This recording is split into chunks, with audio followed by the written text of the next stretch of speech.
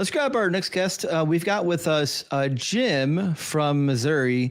Has some questions on the fulfillment of biblical prophecies. And Jim, I'll let you know at the beginning of the phone call that this is my favorite topic ever. I would talk all day, every day about biblical prophecies if they let me, but unfortunately they'd kick me out of the building.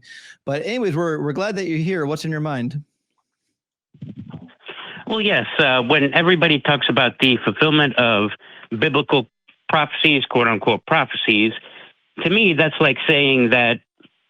I'll give a kind of interesting example. That's like saying that the character of Ben Reilly from the Spider-Man comics, who was introduced in the 90s, was prophesized in the 70s.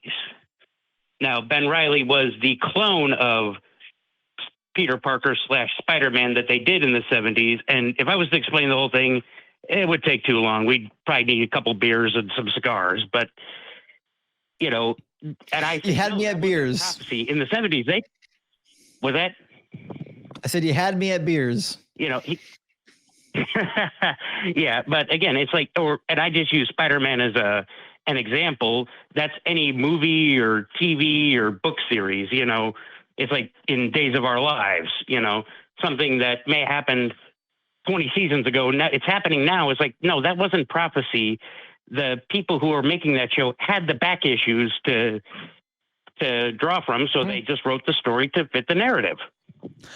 So that's such a good point too, because so for example, when I address the prophecies, a lot of times I'll give the Christian the benefit of the doubt, and I'll just assume that they weren't just writing it in, you know what I mean? But even if you give them the benefit of the doubt, Jesus didn't fulfill any of the prophecies. But your point is very well taken, because let's imagine that the way they're written, the way the prophecies are written, let's imagine that those do fulfill the requirements given. Well, it's still irrelevant because they're written after the fact, and anyone could just write, Jesus did X, Y, and Z, fulfilling the prophecy. That's meaningless to me, right? If Jesus really fulfilled the messianic prophecies, nobody would have to write about it. The messianic prophecies says that knowledge of God would fill the entire earth as the sea, as like the sea, right? And it says that even the children from the youngest to the oldest would know who God is. And it says that there's going to be world peace. You know, the wolf will lie down with the lamb. The whole will play over the child of the asp. And it says that they won't learn of any war anymore. They'll beat their swords into plowshares. There will be no fighting on God's holy mountain anymore. And the breath of his lips will kill all of the wicked people in the earth. If Jesus was the Messiah, nobody would have to tell you. If those prophecies came true, everybody would know it. So to me, it's meaningless if somebody came along later and said, well, shit, he rode a donkey. He was born in Bethlehem. None of these things are unique to me. I could write that about anybody. Shit. Mm-hmm.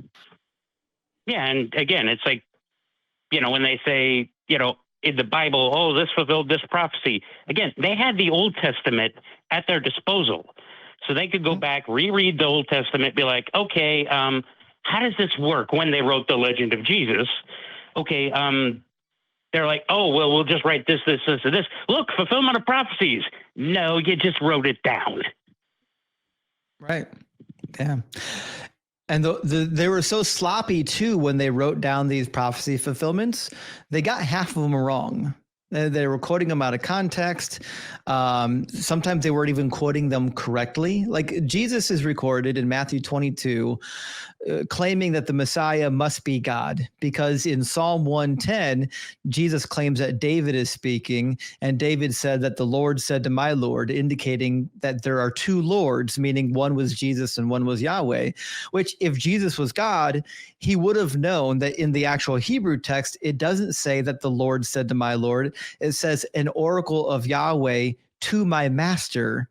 And the way that's worded is Neum Yahweh, which is an oracle of Yahweh, Le Adoni, to my master, meaning the king.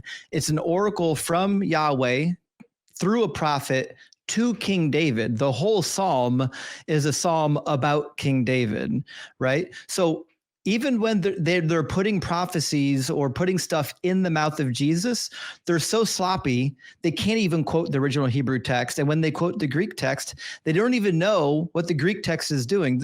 The Greek text is putting ha-kyrios in the Greek text to cover up the name of Yahweh, the same way we do it in English. The reason why our English translations say the Lord instead of Yahweh is to protect the divine name.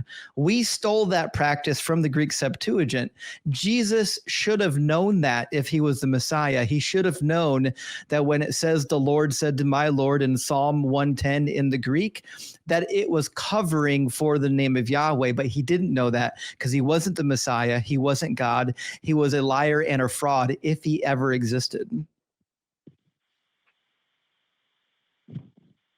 Yeah. And again, like I was saying, I mean, you can make up anything and say it's prophecy if you have something to borrow off of. Again, somebody could be writing about Middle Earth and they could say, oh, this is a prophecy from, like the Return of the King. It's like, no, that's not prophecy. Tolkien didn't think of it. You just reread the book and just wrote a story to fit it. We're in complete agreement with you. Yeah, we're in agreement with you. Definitely. We agree wholeheartedly. Yeah. The only thing is, when you're engaging with, when you're engaging with Christians, that's a difficult argument to sell to them, which is why I don't typically use it when I'm arguing with Christians. Like, I agree with you wholeheartedly, but I think it's a hard thing to sell to Christians that it's all of the New Testament is mythologized, because then they're going to go into a whole diatribe of like, well, could the disciples die for nothing? He must have resurrected. The Bible they're going to go through in order to make that argument, you have to make 10 other arguments. I think it's easier just to shortcut the argument and to say, okay, let's just assume that these things actually happened. Did these things fulfill the requirements of the prophecies? No, even if they happened. Yeah, well, one of the arguments whenever I hear that argument, the disciples they couldn't have died for nothing. I always tell them it's like you could make the same argument for Hitler. Right, yeah, you're right. To die in his name. Yeah. In fact, we've got to get to our next caller, but I'll say this last thing on the topic. People dying for things that are false is ubiquitous in the world. Jim Jones had 916 people willing to die. 70 people died for David Koresh at Waco. We know that thousands upon thousands of Parthians gave their life going to war for what they thought was the resurrected Nero. I mean, people, if they're convinced of a claim, whether that claim is true or not, there's enough people that will be willing to give their life for it. And there's people out there that don't value their life the way I value my life. You know what I mean? So I think the fact that some people are willing to die for it, I don't think to me is a compelling argument. But Jim, we really appreciate you calling in and giving us a double Jim on the stage. So we appreciate your perspective.